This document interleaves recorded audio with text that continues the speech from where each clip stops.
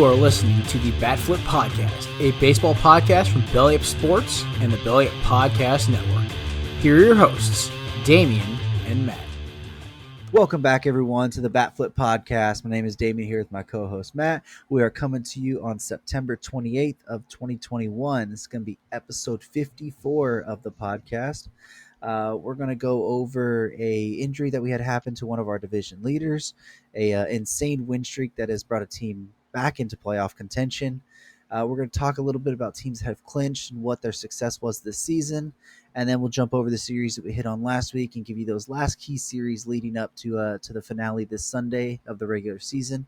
But before we get into all that, let's bring in Matt. How you doing, Matt? Doing pretty good. Been watching some baseball. I'm doing this episode a little bit late because I was having a freaking meltdown about my Braves a little bit earlier. But watching that game tonight, they're playing the Phillies, and obviously that's for the division. So um, it was almost like watching a playoff game. But yeah, it's been good, and also had a heart attack over college football on Saturday. That was not good, and well, it ended up okay, but I'm still kind of frustrated about that. But yeah, good stuff, and excited to talk some baseball, and looking forward to this last week, and postseason starts next week. So Yeah, it's coming right up to it. And if you guys hear me have any connections or whatever behind the mic, I am watching the Dodgers and Padres on my phone while we're recording this. So also, we'll see the Giants scores, so I might freak out over that. But it's going to be a fun week for sure. These races are tightening up. They're in crunch time now. We have less than a week by the time we talk to you guys next week, which actually we're going to do that episode on Monday because the AL wildcard game is on Tuesday. So by the time we talk to you, that stuff will be figured out. Regular seasons will be over. All the races are going to be a final. It's so definitely an exciting week coming up for the game of baseball. We'll jump right into what we have going on, though. One little minor news, which we mentioned kind of at the end of last week's episode, we kind of talked about the Mets thinking they were going to bring back maybe Syndergaard and DeGrom. They ended up shutting DeGrom down today for sure, but they ended up activating Noah Syndergaard to start, I believe, against the Marlins tonight.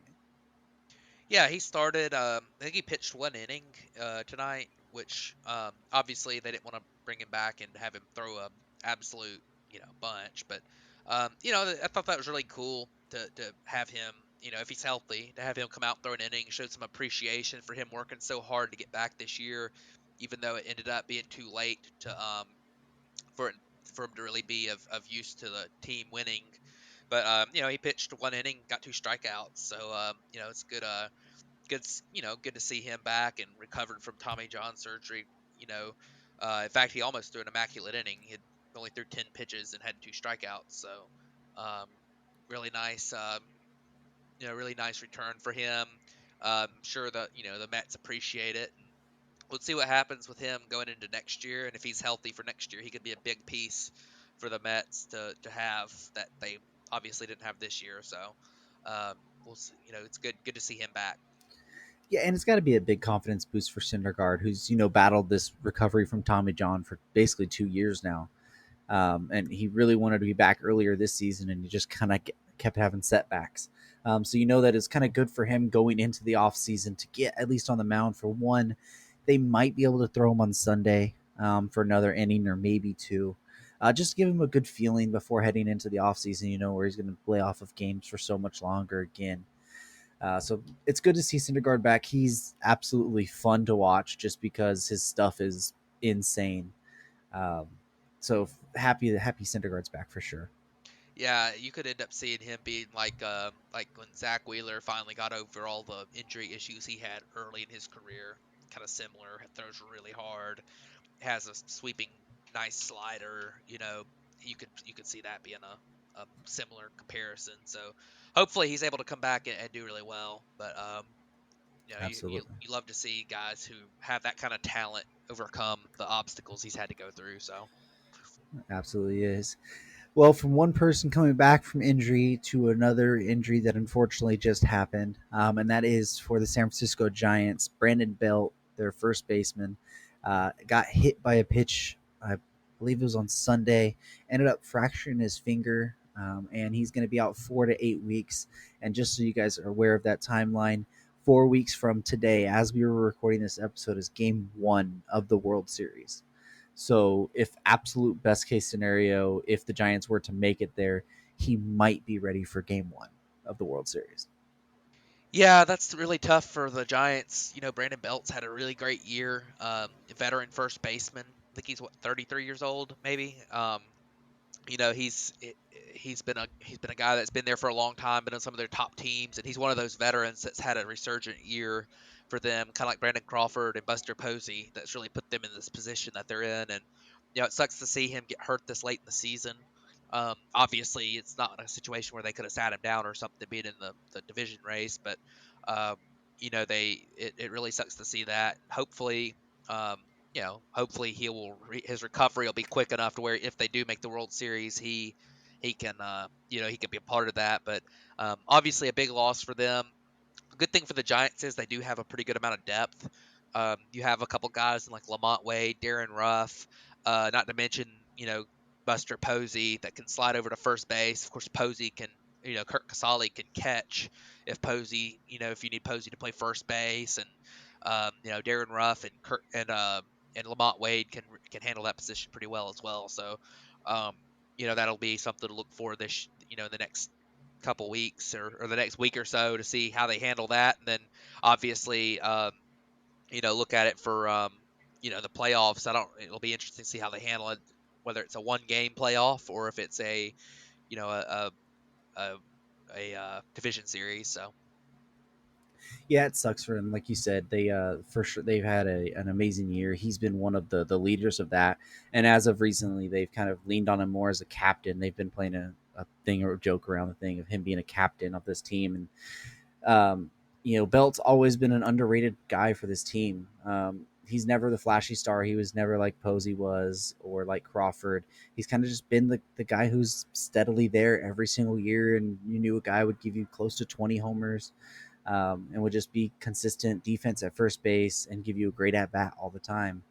Um, so it really sucks to see that, even being a Dodgers fan, and I hate talking great about the Giants. Brandon Belt is a massive part of this team, and he's definitely going to be missed and hurt their chances at trying to make a World Series run for yeah, and sure. one thing to kind of point out with this too is that if they do make the division series, this could make a much bigger difference in a series against the Cardinals than it would against the Dodgers, because against the Dodgers you're going to face two lefties for sure in Kershaw and Urias, but against the Cardinals you're probably not going to face any lefties. You're going to face Flaherty, you're going to face Wainwright, and I guess you might face Lester, but um, definitely would make a bigger deal for that for a potential Cardinals NLDS than a Dodgers NLDS too. So Yeah. And you just kind of mentioned the Cardinals, so we'll might as it jumps right into the next topic we were going to say, and that's that the Cardinals have won 17 games in a row. Before this stretch, they were thought out of the playoff picture. I think they only had like a 5% chance of making the playoffs at one time. And that 17th win happened today, actually, in a row. They beat the Brewers in St. Louis. And that 17th one in a row actually clinched that second wild card spot. So we now know that it will be the Cardinals versus either the Dodgers or the Giants, more so the Dodgers right now. And that game will happen in either San Francisco or LA. yeah, so that's really interesting, and you know I'm honestly shocked that the Cardinals have put that together. Um, you know, in fact, if they obviously they got like 5 games left. They could win if they win two of them. They'll get to 90 wins. So that's really impressive for that team where they were at to get to 90 wins. But very good season for them. Much better than I could have possibly thought. So hopefully we'll see what they're able to pull off here coming into the wild card game, and see who their opponent's going to be. Obviously, I think everyone would like their chances a little bit better facing the Giants than they would the Dodgers, but um, it's going to be tough. When you win as many games as they've won in a row, and then you're going to have a one game to we got to win one more. It's like, man, that's going to be tough, but very interesting. Good for them. I mean. It's a story of a lot of veteran. It's kind of like the Giants. It's a lot of veteran players that were able to put it together. At the end of the year, Wainwright, Goldschmidt, some of these guys, Arenado, some of these veterans have been, just killing it here coming down the stretch and have put them in position to make it into the make it into the playoffs. So I wouldn't have expected it. No, it's kind of that typical saying, the Cardinals devil magic. It just seems like they were able to throw that on right there at the this past month or so and go on this amazing run to get themselves in when everyone counted them out. So the Cardinals are a scary team, especially in a one game playoff. If you have to face Wainwright, who's been pitching like Ace Adam Wainwright used to pitch, like that's very very scary, especially with the way that their bats have heated up as of late for sure. But let's go ahead and let's jump over to talking about our teams that have clinched the division so far, and kind of just a couple players that we think we wanted to highlight as maybe that we felt made a big impact on those teams. And we're going to start with their NL Central winning Milwaukee Brewers. Who's the player that you feel either gave them a spark or kind of just an underrated player that gave them some sort of an edge this year? Yeah, so first off, the Brewers, I think we both picked them to win the division. Is that correct? Let me check real quick. We did both pick them to win the Yeah. division. They're spearheaded by the top of that rotation. I mean, we knew coming into the year. I think everyone nationally had started to realize that Brandon Woodruff was really good. And I think a lot of people didn't realize how good Corbin Burns could be. Both of us have obviously been pretty bullish on him, and he proved us right this year. But the ability to put a couple other guys together in that rotation, and then their depth of bullpen so important for them. But really, the guy that I decided to pick for them as an MVP. Um, this is a team that has a great record. I mean, they would be right in the running for the 1 seed in normal years when there's not like teams that are going to win 105 games. Um, but the guy I picked was Willie Adames, and they picked him up early in the season from the Rays, who he was blocking a couple of prospects that, one of the prospects we'll be talking about here in a few minutes that he was blocking, but he's blocking. He was obviously blocking. Wander Franco um, and Taylor Walls, who's shortstop, and so they have. He was blocking a couple guys, and he was kind of expendable for the Rays. He had some good done some good things in Tampa Bay, but he hadn't really broken out to a high level yet. They traded him to to Milwaukee for a couple of relievers, JP Firesen and I believe Rasmussen was the other one that got traded there. Yeah. Um, so they, and all Willie Adames has done is come in and put up 4 wins above replacement for the Brewers. 121 WRC plus. He hit 24 homers. That's in 135 games, and with the and that's with the that's part of that was from his time in Tampa, but since he got to Milwaukee, he's put up 3.8 out of that 4 WAR in 94 games, and he's been absolutely bonkers since he got to Milwaukee. 138 WRC plus with the Brewers. Um, just a guy who he's carried their offense for most of the year, and not to mention the fact that he's a really solid defender at short. So the question mark coming in for the Brewers was offense, and we didn't know where it was going to come from.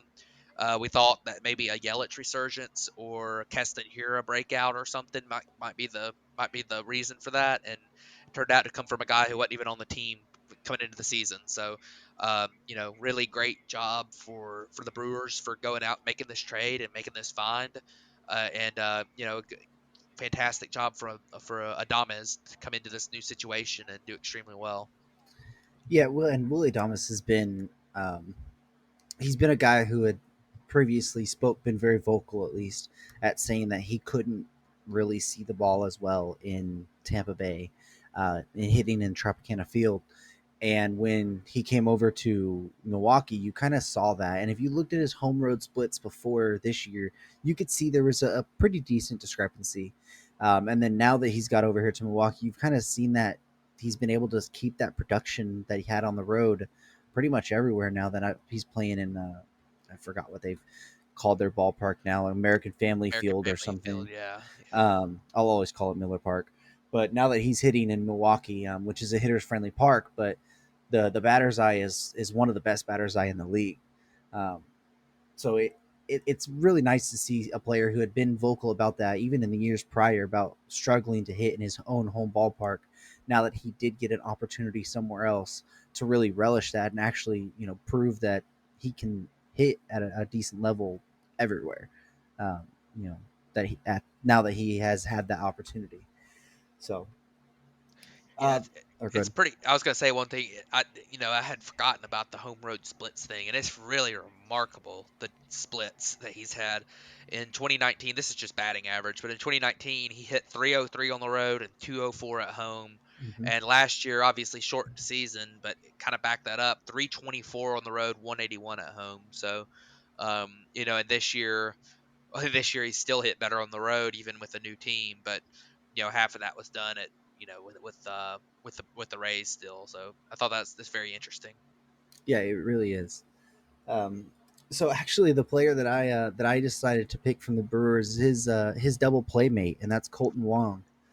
Um, Wong has always been a solid player from his time in St. Louis, and he hasn't really kind of been a superstar player, but he's kind of been what this team needed.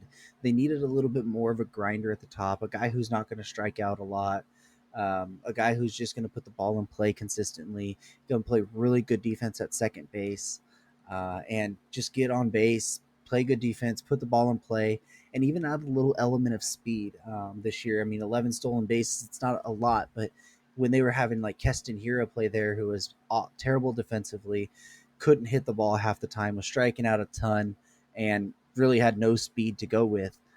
Colton Wong it's been a nice what's the word I'm looking for? A nice kickstart for that team because put him more towards the top of that lineup. I believe they have him hit leadoff a lot, maybe eighth. Either one. There's both kind of two different leadoff spots, but he's just been really solid for them and a guy who kind of fit what they needed. I was really close to picking Omar Narvaez because he's had an amazing year. He got traded from Seattle a couple years ago, had a really down year, was like one of the worst defensive catchers in the league at the time. And he's actually turned around to be a really good defensive catcher now. He's had a career year. But I just think that Colton Wong has added just that extra little bit because he has that speed and that element of just being able to put the ball in play all the time that kind of seemed like they were missing a lot with a lot of the swing and miss guys they had.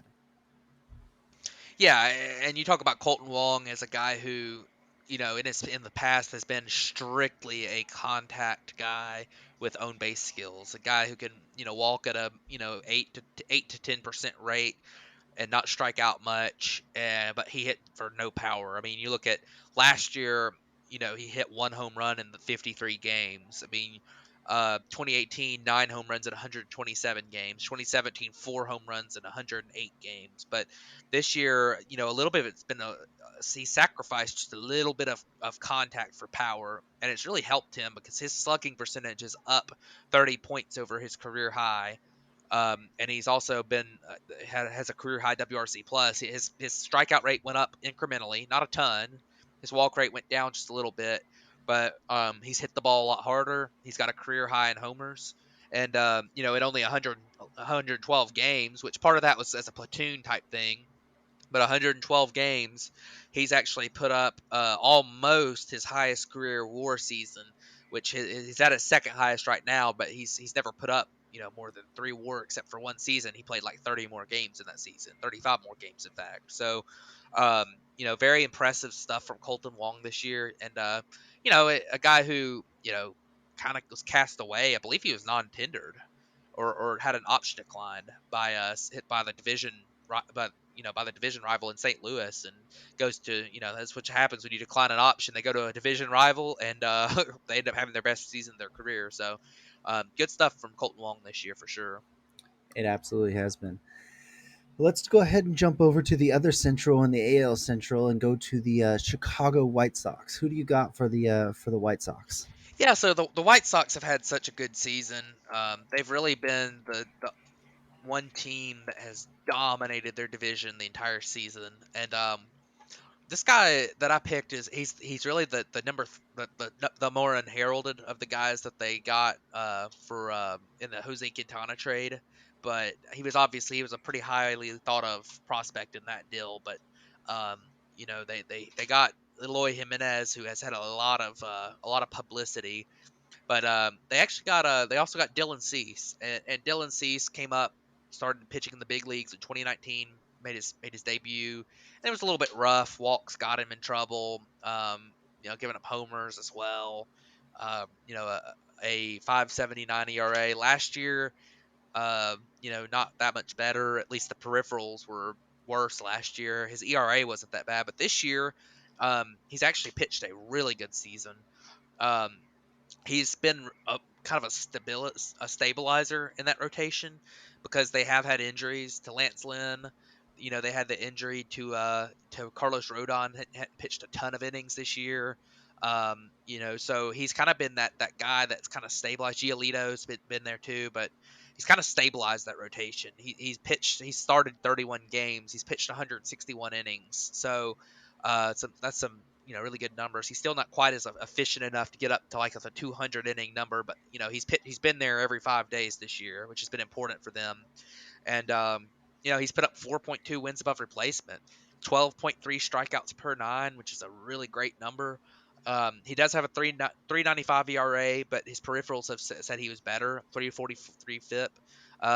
His walks are still just a little bit high for at 3.67 walks per nine, but he's a guy who has had a great year, and I think you look forward to his development because there was a time here, a year or two ago, where people were starting to worry a little bit about him ending up, figuring it out in the big leagues, at least as a starter, and he seems to have really figured it out this year. And 4.2 wins above replacement is actually like top 10 in the American League this year. So very, very, very good stuff from Dylan Cease this year.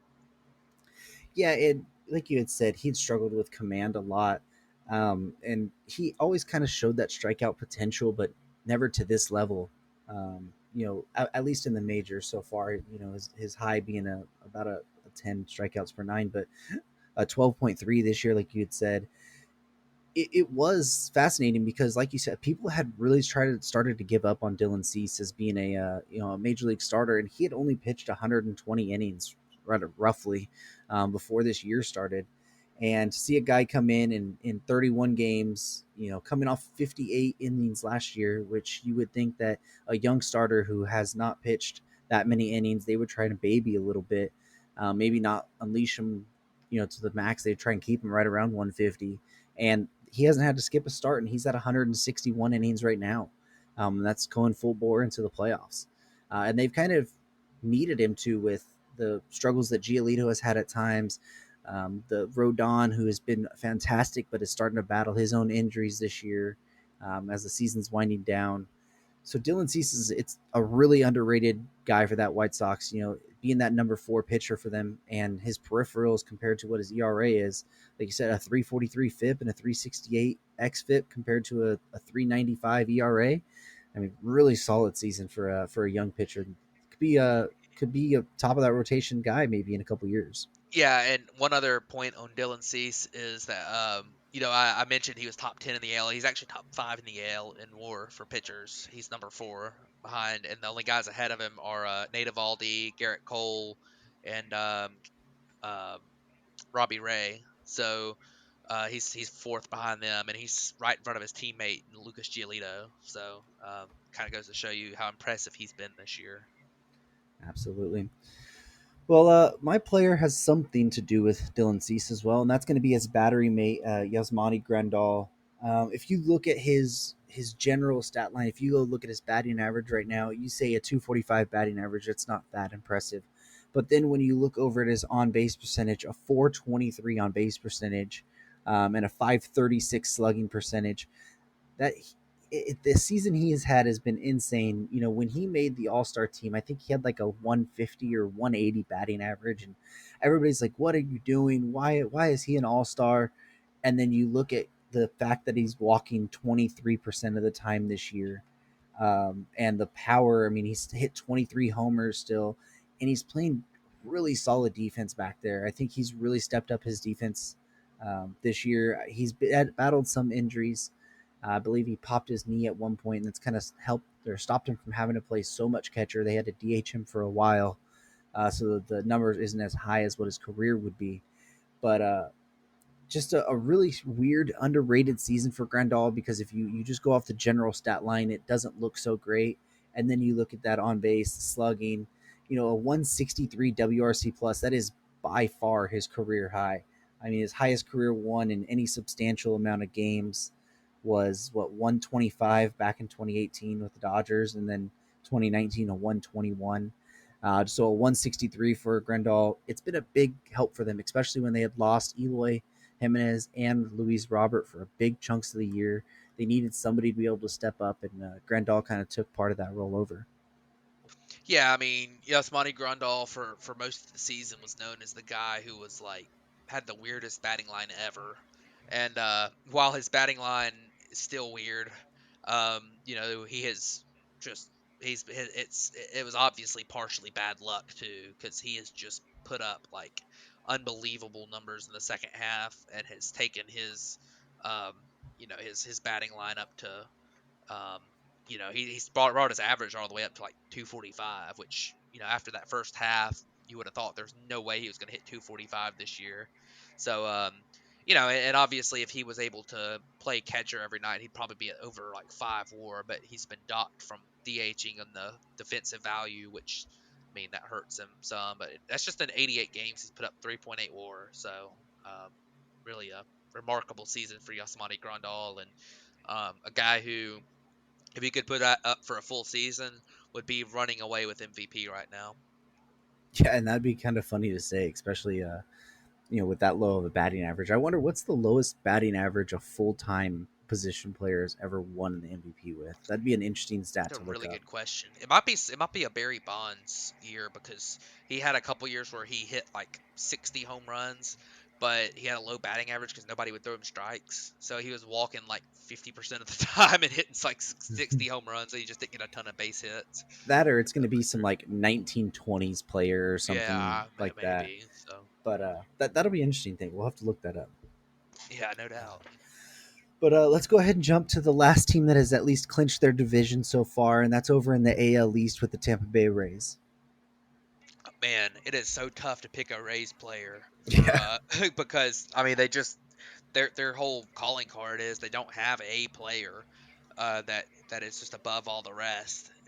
They're not carried by one guy. They just got a bunch of guys, and most of them were either castaways from other teams or homegrown young players, that a lot of which weren't really that highly rated of prospects too. But yeah, the guy I'm picking for them is one of those castaways I was talking about, and it's actually Mike Zunino, who, in his career, a lot of it's become a term in baseball for catchers to Zunino out, meaning that guys who were super highly thought of as catchers, catching prospects, as Zunino was when he was drafted, and as a prospect, to to just never be able to make good contact with the ball and still do the other things well, hit for power, play great defense. Zunino is one of the best defensive catchers in the game, call good games, but it's really, really difficult for these players to, um, it's difficult to have them in the lineup every night because their bat just striking out 40% of the time and putting up like sub 80 WRC pluses and stuff. But this year, Mike Zunino has had his best career season. In 104 games, he's put up a 135 WRC plus, which is pretty easily his career best. Maybe slightly, maybe 2017 was pretty close to that, but he's put up his he started walking more than he has at any point since like 2016, and he's hit 32 home runs, which is a career high, and all that while, like I said, playing some of the best defense at catcher in baseball, and you know he's actually been a positive base runner, which is kind of shocking. So, Mike Zunino has been fantastic this year. He's also handled a young pitching staff. A lot of different guys. He has to call the game for a lot of different guys, and they pitch so many, not necessarily bullpen games, but games where their starter only goes 3 or 4 innings. It's not technically a bullpen game because they do have a starter that comes out there and stuff, but it's not like a 1 inning, then another guy for an inning, then 9 different pitchers or something. But um, that can be difficult to call games with that. And the fact that he's done that, framed pitches well, and been a great receiver, and also, you know, have his best batting average since 2017 this year at 216, which is kind of not great, but um, the ability to do that still have a really good hitting line is very impressive. So Mike Zunino, as a guy who you didn't expect to be the guy that led the Rays in WAR, and I think Brandon Lau actually has passed him. He's at like 4.6, and Zunino's at like 4.5. But um, Zunino's played 104 games and put up 4.5 WAR, so I think that's pretty impressive.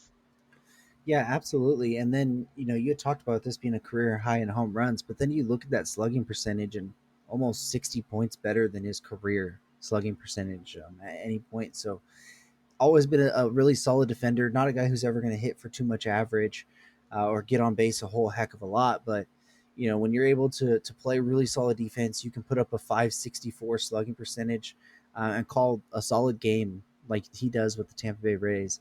I mean, that's really really valuable. And like he's starting to pick up some more walks even this year, and I believe he made his first All Star team this year. Yeah, I I think that believe that was was his his first, first wasn't one. it? Yeah, he, I he did believe make the so. All Star team. Yeah, I think he even hit a home run in the game, if I'm not He did. mistaken. He did. Yeah, so it's a pretty impressive year for Mike Zunino for sure. No doubt about it. But the guy that I picked, you mentioned Brandon Lau. We could have went with him. We could have went with Randy Arozarena because he's had a season not quite what we thought he was from the playoffs last year, but he's had a really great season so far. But the guy that I went with is we kind of mentioned him briefly about the Willie Adamas earlier, but that's Wander Franco. Number one prospect in baseball. It's been highly touted that he was going to come up and he's going to be a 5 tool star, the next Mike Trout ish player. Um, and he's really come over or come up and not really disappointed in that. I mean, a 287 on base or 287 average, a 350 on base, a 476 slugging percentage, a 131 WRC plus. In 64 games, he already has a 2.4 WAR. That is absolutely insane. I believe he walked tonight, so that makes either 41 or 42 games in a row that he's got on base. And it really just seems like he gave some extra little spark to the Rays. I mean, they were already battling. They've already been a good team. They were in the World Series last year, but they were right there in that race with the Red Sox and the Yankees, and the Blue Jays were kind of behind there a little bit, fighting for that division. And then it seems like the Rays kind of just started pushing, and everybody else started falling back. And it kind of lines up with right about the time that they gave Wander Franco the opportunity to come up and just kind of give them another dynamic, and maybe just say that the Rays are never going to really be somebody that makes big, huge splashes. They did get Nelson Cruz this year at the trade deadline, but this is sort of a really big splash for them to be able to just call up that number one prospect in baseball and have him already be so good, even at so young. I mean, he's only 20 years old. Yeah, it really is impressive. And you talk about you talk about the Rays, and it's so hard to doubt the Rays. I mean, with things that they do, this guy is going to be. I think this guy in Wander Franco right now is like peak Ben Zobrist. Like Yeah. he's a switch hitter. He doesn't strike out a lot. He gets on base a lot. He's a good walk guy. Puts up a really nice on base percentage. Doesn't hit a ton of power, but has some pop. But he's just going to get better because he's going to start hitting for more power as he goes into his body some. This is a guy who I think is going to be one of the most unheralded superstars in the game. I mean, because he's not the most exciting player. He's not making like super flashy plays in the field. He's not out in he's not hitting for like you know he's not hitting Stanton like exit velocities. He just goes out there, puts up really great at bats, doesn't strike out a lot. Um, you know, just does everything well, and he's about as good of a he's really a throwback player in some ways, but um, I really like Wander Franco. I think he's going to be a superstar. Um, and he honestly, the things that he does is perfect for what the Rays need. It really adds a lot of balance to have a guy with his plate discipline in that lineup. And he's a guy that just he's going to be so good, and he's already good. But it's funny, just to put a cap on the Rays a little bit. And they it's so hard. We talked about as we knew they were a good team coming in, but they were because they're in the World Series last year and stuff. So many people doubted this team, including myself. After the offseason, they traded Blake Snell. They declined the option on Charlie Morton, which actually probably was a mistake because he's been really good this year. But um, it's so hard to doubt them because um, they did those things and they honestly just got better. I mean, Water Franco's made them better. We could have mentioned a couple other guys too. We could have mentioned Shane McClanahan, who's been their best pitcher since Glasnow went down. I mean, this is a team that is doing this without their best pitcher too, and Tyler Glasnow, who's been out since like June. So just to me, what the Rays have done is incredible, and obviously Water Franco, Zanino, Lau, those guys are like all just a huge part of that. So really impressive stuff for them this year. Yeah, it's one of those. How have they done it? We have no idea. They just find some way, and it's not through it's through multiple different people running that organization. It started with Freeman, and then it went to Chaim Bloom, and now Chaim Bloom's gone, and I forget the guy who does it is the one that's leading it now. Um, but there's been 3 to 4 different people that have ran the president of baseball operations or GMs there, and they just find some way to be able to do this. And as they find players, they just find these, young front office people that have the same vision as them, and they're able to all break it down this way. It's really fascinating to watch a team like the Rays be able to go out there that don't have all the money, and then put teams out there that can compete with the Yankees and the Red Sox and the Dodgers and all these teams that do have the financial capabilities to do basically whatever the hell they want to. It is cool to see the underdog be able to succeed at times like that, even if they have to do some unconventional moves that nobody really gets at a time, like trading a former Cy Young Award winner that was if you would have left him in a game, possibly would have won you a World Series. So Yeah, and it's just to me it's crazy because every time it seems like that the guy that they had ends up not doing well at their yeah, next stop, and then the guys they get back for him end up being best case scenario. It's kind of like everyone talks about the Chris Archer trade, and I think that was a bad trade at the time too, but Chris Archer immediately became not good, and then the guys they got back for him, like Tyler Glasnow was horrible in Pittsburgh. Like he came up and he looked like a complete bust, and then he got to Tampa Bay, and all of a sudden he was like an ace. Like, I mean, it's that kind of thing that makes those deals look even more lopsided. And then they'll make moves like trading Matthew Liberatore for and Jose Martinez for Randy Rosarena, and you're like, wait, what are they doing? What is going on here? And then Randy Rosarena almost wins them a World Series, pretty much single handedly. It's like, man, that's some good stuff. But enough talk about the Rays. We're going to be talking about them, going forward and into the postseason because obviously they'll be playing in that postseason and probably be the number one seed, I think. yeah. But the this week or this past week we had some really big time baseball played, and some big series were played. We talked about them last week. The first one being that we talked about being the Giants and the Padres. The Padres actually, as they have the last few weeks with the tough schedule they played, were all all their games they played last week were considered our series of the week as we've been doing. But Giants took 2 out of 3 against them, and that really cemented, in my opinion, the Giants in first place to be able to take 2 out of 3 in that series. Yeah, it is. The Padres, we've talked at length, especially last week, about how bad they've been.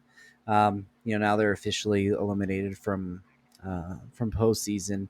I mean, I had them making the wild card. I believe you even had them winning the division this year. And that, I mean, I had Blake Snell winning Cy Young before the season. I mean, it's really just been a letdown season for the Padres. Yes, they have missed some time with Tatis, but this goes way beyond Fernando Tatis's injury struggles because he's still been really good when he's played. I don't know. It seems like the pitching has fallen off a cliff. Yu Darvish was good, and then the sticky stuff ban happened, and he's gone back to a 4 ERA pitcher of some sort now. Musgrove has been solid, but his last couple starts are kind of winding down. I mean, they have battled injuries throughout the pitching staff in general, but they've kind of tailed off. The Giants have just been insane the way that they're able to spoil this whole division run. I mean, we didn't ever think that they were going to be anywhere near this. I think I had them finishing fourth in the division before, and they're up here leading the division. Like you said, this past week, it's pretty much cemented themselves as going to be the division leaders. And taking this NL West, anything can happen, but with their remaining schedule, they play the Diamondbacks, who are one of the worst teams in baseball, and then they play the Padres, who they've had a really good record against this year, while the Dodgers are playing the Padres now, and then they have to face Milwaukee. So, like you said, pretty much cemented the Giants as the NL West leaders. Crazy things have happened. It could still go the other way, but um, and then you look over to the Braves and Padres. Like you said, it was 3.5 games, really. I believe you said that the Padres ended up taking that uh, the rain shortened doubleheader that they had before the suspended game. But the Braves took the other three, including a fantastic performance from Max Fried, which we'll talk about a little bit more here in a little bit. But and it really sets the Braves up for one of the series that we'll talk about in a minute, with the Phillies and the Braves playing in Atlanta. Yeah, so that 3 game series, the Padres took that suspended game, um, as it was a close game. It was actually it was a 1 run game. The Padres with the lead when the game was resumed, and the Braves tied it, but the Padres ended up winning it as on a Fernando Tatis. It wasn't a walk off home run, but he had a home run in the bottom of the 6th of the 7 inning game to win the game for them off of Will Smith, of course. But or the top of the 7th, because the Braves were the home team technically. But the other 3 games, the Braves won. Um, it's a tough deal for the Padres. Like we talked about, we can have a little eulogy for the Padres real quick, as in, they did officially get eliminated from the postseason, and I think pitching injuries was a huge deal for them, because even when you talk about, like Darvish missing time or having the, being bad since the sticky stuff ban, he also got hurt like right around that time, and was not pitching well, but he was also kind of banged up too. So we don't know if it was all sticky stuff or part of it was injury and related as well. It's possible, but definitely something to look at. Then we kind of expected a Nelson Lamette to come back and be healthy, and he never really got healthy, got in a groove and everything. Um, Blake Snell obviously underperformed. Musgrove pitched really well this year, but um, that pitching rotation just never came together, and that was something that was tough for the Padres. Next year they get back Mike Clevenger, so that'll help them. Maybe Limette ends up being healthy next year, and we'll see about a 36-year-old Yu Darvish, 37-year-old Yu Darvish. So, um, you know, I think before the season, I kind of said that trade made a lot more sense than people think it did for the Cubs, and I think people are seeing why right now. Um, but yeah, definitely interesting stuff there. Um, Unfortunate for the Padres, as they had a lot of high hopes coming into the season, but the fact that they just couldn't quite get that pitching staff together, and the bullpen never really came together fully either. It was just they gave up a lot of runs this year, so they're gonna have to find a way to. And I think they got enough in-house guys that they can maybe get there, but they're gonna have to find a way to figure that part of the game out. And they're not gonna have a lot of money to spend going forward after all the huge contracts they've signed. So um, that'll be tough for them. But looking ahead, that Giants series, like I said, it kind of planted the Giants as that first place team going into the last week, and then the Braves sweeping that series was huge because the Phillies had a really really really easy series against the Pirates, which I believe the Phillies won 3 out of 4. And the Braves winning 3 out of 4 with the Padres, kind of kept them in front because the Braves were really struggling coming into that game, into that series, and kept them in at that 2.5 games going into the this week's series, which we'll talk about in a minute. But that was really important to win. I mean, they really swept the series because that suspended game was almost over, and they were down in that one to start with. So that was kind of more of like the game from a couple months ago.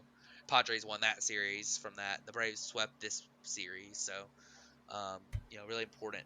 That was a really important win for the Braves. But moving on, we had a gigantic AL series between the Blue Jays and the Rays, which I believe the Blue Jays took 1 out of 3, which the Rays. I don't know if is that when the Rays clinched their division.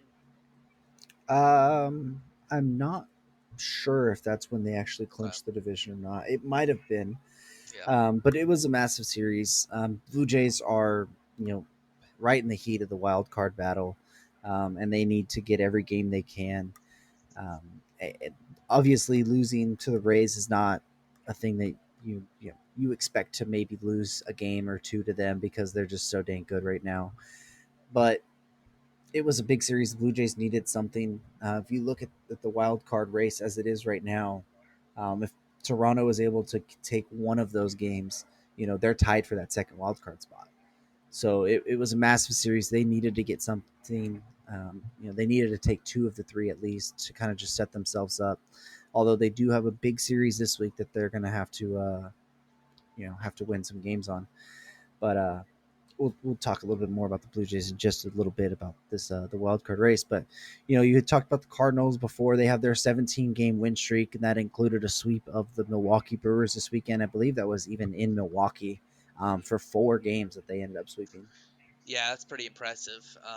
And I mean, the Cardinals just keep winning, and um, really, really impressive stuff from St. Louis. I mean, winning 4 games against Milwaukee means you had to beat, you know, at least one of their top guys, and probably two of their, obviously two of their top three, with them having a 5-man rotation. So, um, that's really really difficult. But to be honest, the Cardinals had made a run to, they could end up getting within 3 or 4 games at the end. So one of the other series that happened this past week was really important in the Brewers sweeping the Mets, um, which was another series that we had put on the list, that kind of finished off the division because I mean the way things were trending, the Cardinals could have maybe even made it interesting, winning 17 games in a row, but and counting.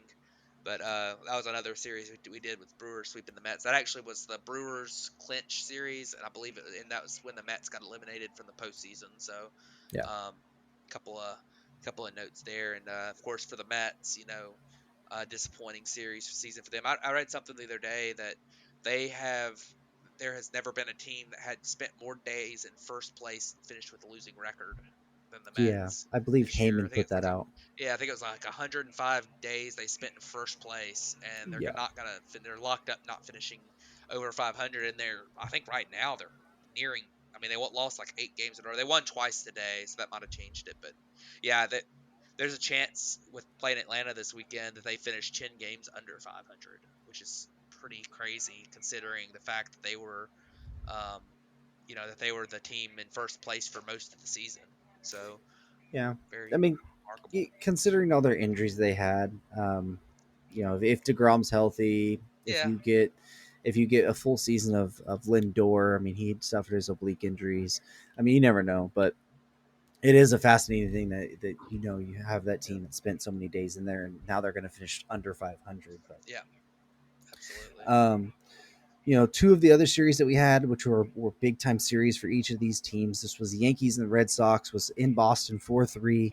The Yankees ended up sweeping that, and that put them, in the top of the wild card standing by 1 game over Boston. And I believe, I'm not 100% sure on this, but I believe it gave the Yankees the tiebreaker over Boston on the season. Okay. So if anything comes down that it's like an even or something, I think it gave the Yankees the tiebreaker. So that would mean that the Yankees have the home game. I'm not 100% sure on that though. I thought I heard that somewhere.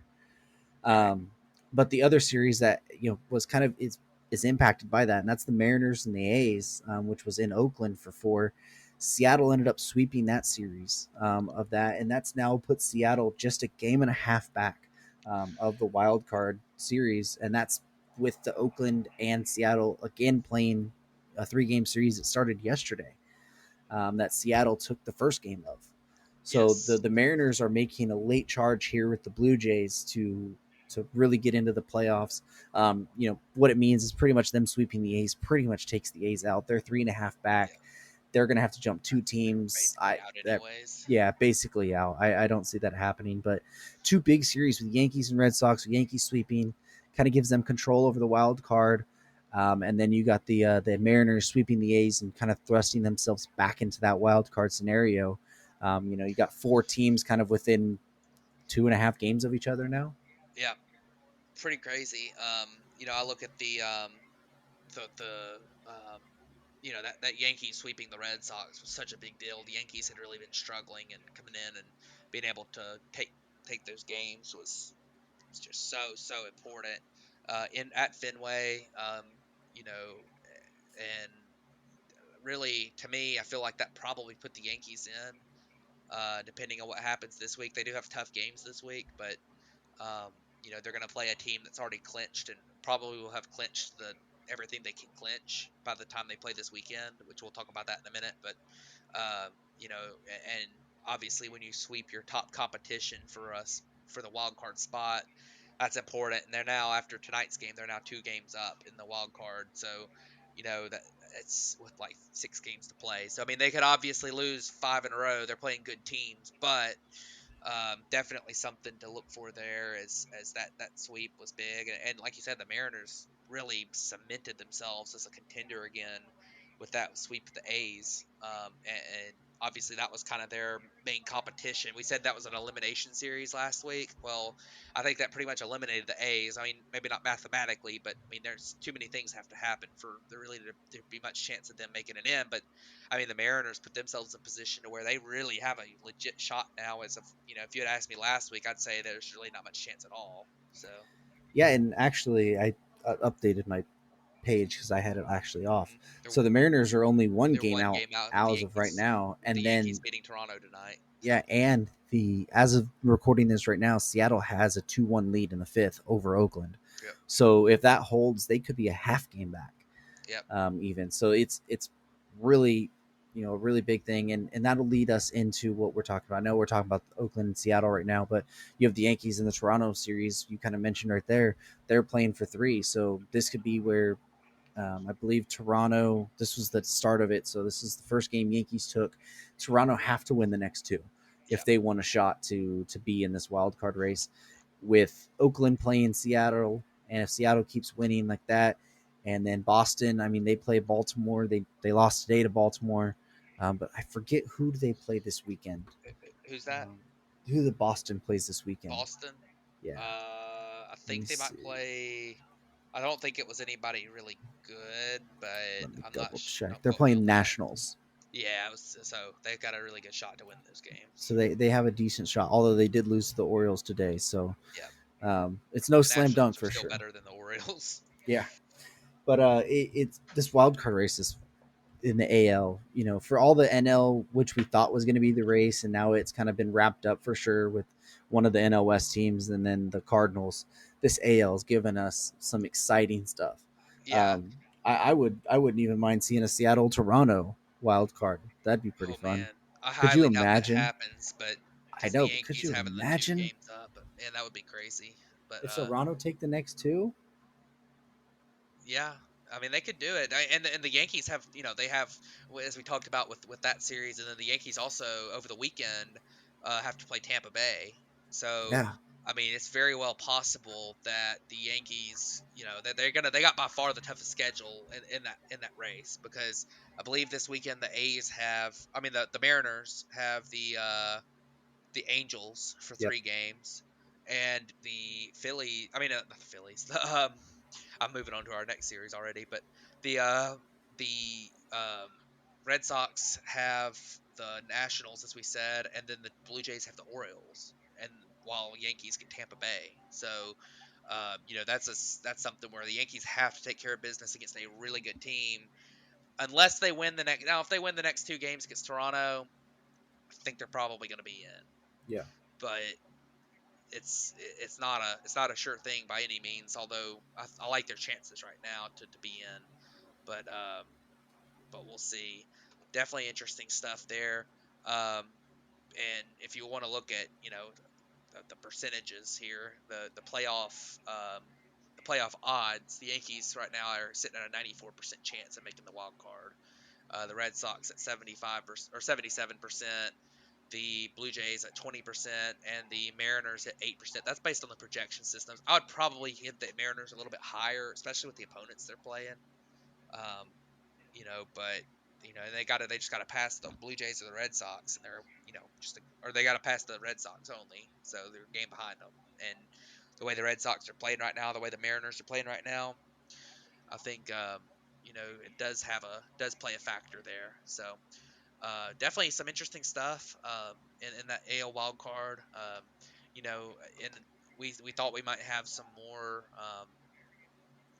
Some closer battles right now in baseball, but that AL wild card is crazy. So, and we could end up coming down to having tiebreakers too at the end. So, game 163s, that would be interesting, especially with some of the hatred between those AL East rivals. So, definitely something to look forward to there. But yeah, so great AL wild card race.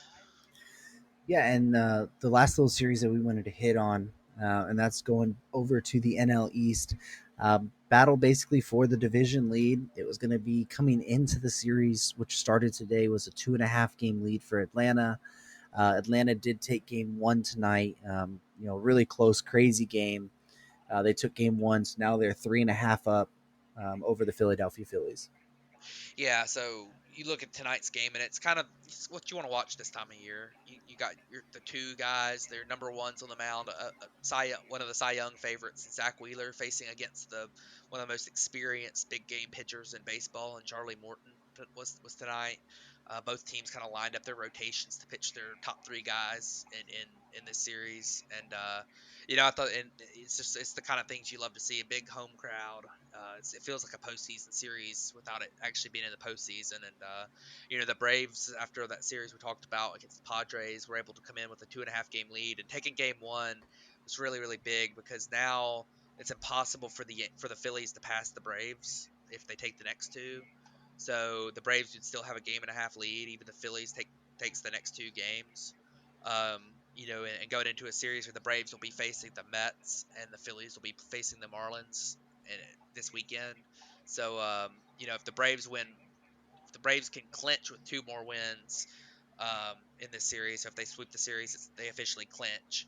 And with one more win, their magic number will be down to one so either a Braves win in the last four games, or a Phillies win, or a Phillies loss in the last three games would clinch it for the Braves. So really, Philly has to win these next two games to have a legitimate chance. As the Braves will probably win one game out of the Mets this weekend, or the and the Rockies on Monday, if which is an if necessary makeup game. So definitely a big deal for the Phillies. They got to win the next two games after tonight. And they just burned Wheeler up tonight too, who pitched a great game. It's just the low score, and Charlie Morton pitched great too. So um, it'll be very interesting to see what happens. Like I say, the series, this division's pretty much wrapped up if the Braves win one of the next two. Obviously that wouldn't officially clinch if it's just one of the next two. But if the Phillies win the next two, it could get interesting, because you never know what might happen once you get to a team that you know once you get into a team with the talent of the Mets facing the Braves, even though the Mets record's terrible, and Philly having to face that pitching staff of Miami, what might end up happening over the weekend. So if the Phillies were able to win the next two games, it could be a really interesting weekend there. But definitely a fun series. It's almost like an early postseason series. Yeah, it definitely is. Like you said, fighting for that division, it gives you a post game feel, or a postseason feel, Yep. this late into the season with a game like that. So, I watched at least I saw a replay of how Will Smith struck out Galvis, and the crowd was going insane. So, Yeah, it was a meatball right down the middle, but yeah, Galvis just isn't very good. it's So Freddie Galvis. So, I yeah, don't think we exactly. expect much. But yeah, it's intense. Like we said, these series, this wild card race. I mean, this next week is going to be absolutely insane. I absolutely can't wait for part of it. I'm actually going to the Dodgers and Padres game on Thursday, Fun. so that's going to be pretty fun for sure. Get kind of hopefully get a postseason crowd as we're getting antsy for having to face that wild card game probably. Oh yeah, no But doubt. let's go ahead and jump over to our players of the week and wrap this episode up. So who do you have for your hitter this week? So my hitter I picked this week was actually Harrison Bader, the Cardinals center fielder. It's a guy who in the past has been a little bit up and down when it comes to his his bat. He's been known as a fantastic defensive player, elite center fielder defensively, one of the best in baseball. But as a hitter, he's been kind of meh. But this week, which obviously you got like tons of Cardinals on the top of the list because of the fact that they won 17 games in a row. You got to have a lot of guys playing well for that. But Harrison Bader's put up a full win above replacement this week. A lot of that, defensively, how good he is in center field and base running wise. He stole 2 bases, put up good metrics there as well. But he hit 538 this week, which is incredible. Not walking much. 556 on base. He did strike out a bit, so probably a little bit of a luck on balls and play type week too. But hit 3 home runs, which really isn't the main part of his game.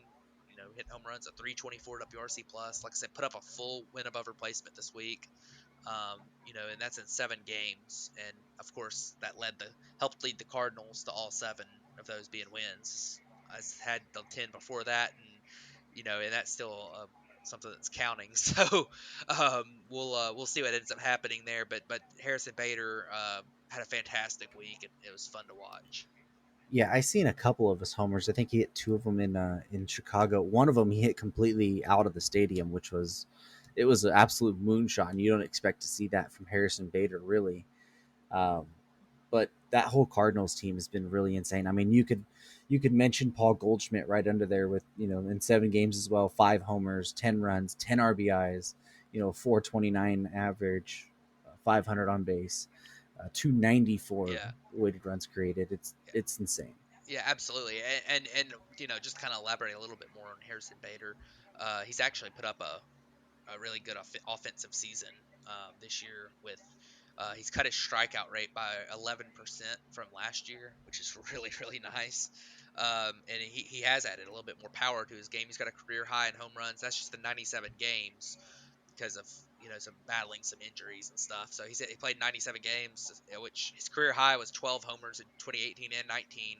Both of those years he played over 120 games, and this year in 97 games he's hit 15 homers. So definitely a career season for him when it comes to on a rate basis.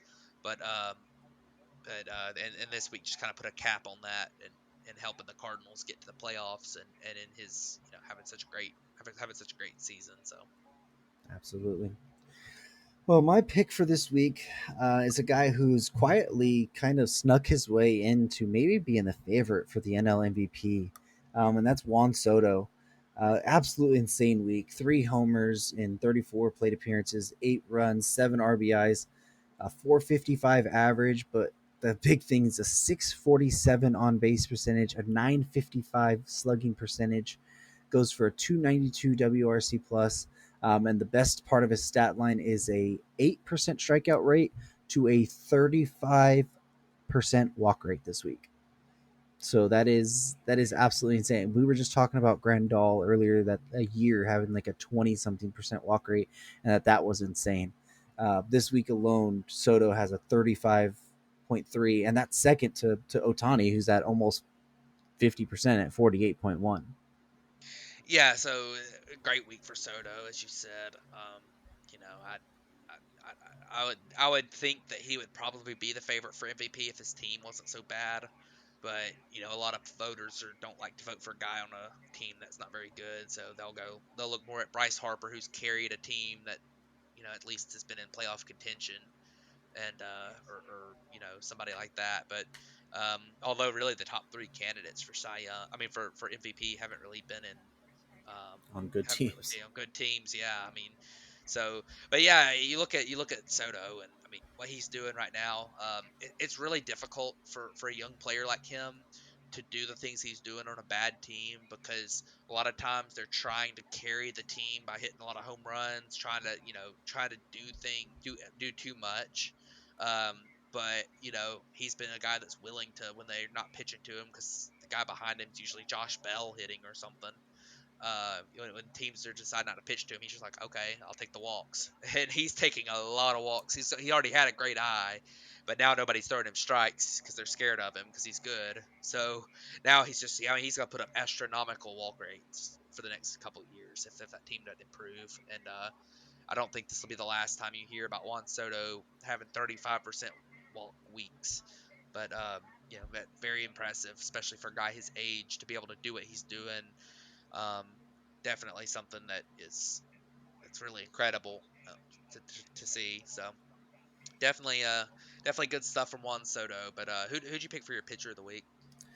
So I went with a guy who had just come up just recently, and that's Shane Baz at the Tampa Bay Rays. We didn't mention him a little bit ago, but he's was another part of that Chris Archer trade that brought them Tyler Glasnow and Austin Meadows. He came up. He had this week a 5 2/3 inning start against the Marlins. 3 hits, 1 walk, 9 strikeouts, no earned runs. And that's on top of his major league debut of 5 innings. 2 earned runs, both being solo homers with 5 strikeouts. Kind of that final piece of that trade, but he's throws 100, very strong arm, a guy who's looked really good so far, and if they can get this type of an impact from him going into the postseason, I mean that's going to make that even scarier, because he's looking like a really really good pitcher for them right now. Yeah, that's really good stuff. And Shane Baz is a guy that we talked about Shane Baz, or we talked about that Archer trade earlier. It's funny that we were talking about that, and another piece from that comes up. But yeah, Shane Baz, part of that Archer. He's the throw-in player to be named later in the Archer trade. That's Yeah, how bad that trade was. yeah. Um, and The fact that he was able to put up those numbers in his big league debut. Olympian Shane Baz too. He would pitch in the Olympics, Oh a yeah, couple I months forgot about ago. that. Yep, and just what an incredible talent he is, and the ability to probably be another hard throwing pitcher. They're gonna have three guys at the top of that rotation that are throwing 100, two from the right side and one from the left side with McClanahan. So, um, that rotation's gonna be nasty coming up soon, and not to mention the fact that they still got like Luis Patino in there that hadn't really cemented himself at the big league level yet. So they just that team is just stacked with young pitching and young position players. They're gonna be good for a while, even with the fact that they won't extend any of these guys because they don't have any money. So definitely good stuff there. Shane Baz, congratulations to him on a very impressive start to his big league career. But, the guy I picked was I'm gonna go with Max Fried for mine, who he threw a complete game shutout over the weekend against the San Diego Padres. Which it was either between him or Ranger Suarez, who also threw a complete game shutout. But Max Fried was against the Padres, and Ranger Suarez shutout was against the Pirates. So I went with the better competition there, even though the Padres haven't really been that much better than the Pirates lately. But I definitely want to talk about Max Fried, because this is a guy that last year was in the Cy Young, was a Cy Young candidate at least. He wasn't really one of the top two or three, but he was really good last year, and he's honestly been in the second half of the season this year has been the best stretch of baseball he's ever had, and nobody's really talking about him too much. A lot of people talking about Charlie Morton and the season he's had, but in the second half, Max Fried has a one this is since the All Star break, a 178 ERA, a 284 FIP, and a 308 xFIP. So he's been legitimately like an ace level pitcher in the second half of the season. He's cut his walks way down, and he gets a lot of ground balls. So he's got one of the best curveballs in the game. But you look at his ground ball percentage has been in this, in the second half has been 58% ground ball percentage, and that's to pair with a guy who's striking out, 9 guys per 9 innings, which you typically those two don't go hand in hand all that well. Typically, guys who are getting a lot of ground balls aren't great strikeout pitchers, and vice versa. So the fact that Max Fried's been able to do all that has been really incredible. He's started to look like a guy who might be a long term top of the rotation level pitcher at the big league level, which he had not done consistently for a long stretch of time up until this year. So we'll see if he's able to keep that going. Definitely fun guy to watch. Has that nasty curveball, throws hard, and definitely a large reason his turnaround has been a large reason the Braves have been on the second half push and have been able to take control of the NL East. Yeah, and I believe that that complete game you'll be able to know more. It was a Maddox, Yeah, it wasn't it? was. It was under Um, 100 pitches. and I believe it was second one this year. Yep, it was. So that's not often something you see Yeah. either. Is complete games under 100 pitches these days, and he's done it twice this year. Yeah, Uh, and of course, it's one thing to throw one against the Orioles, which was his first one, but this one against the Padres, a team that does work the count a lot.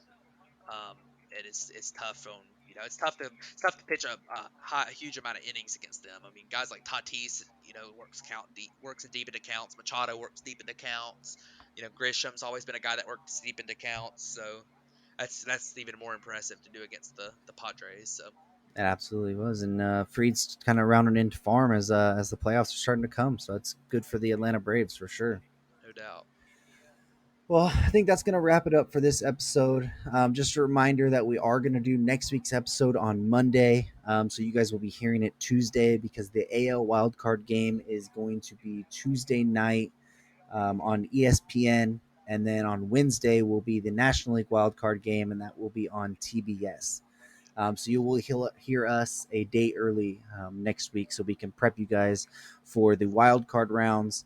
And then we'll see about I think the I believe the NLCSs and DSs start on like Thursday, so we'll have to talk about those after they've already started at some Right. point. We, But we might do a special episode or something. We'll try to figure something out for that.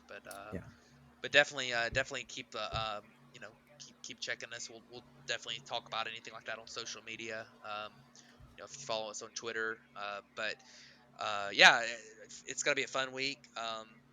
We'll see what happens in the two, really the two races that are really up for grabs, being that NL West, which although the Dodgers are 2 games behind, and the Padres and the Giants have that schedule. I don't expect the Dodgers to lose more than one game the rest of the week. So if the Giants stumble at all, the Dodgers are going to be right there. And then you look at the NL East, and you could potentially have a.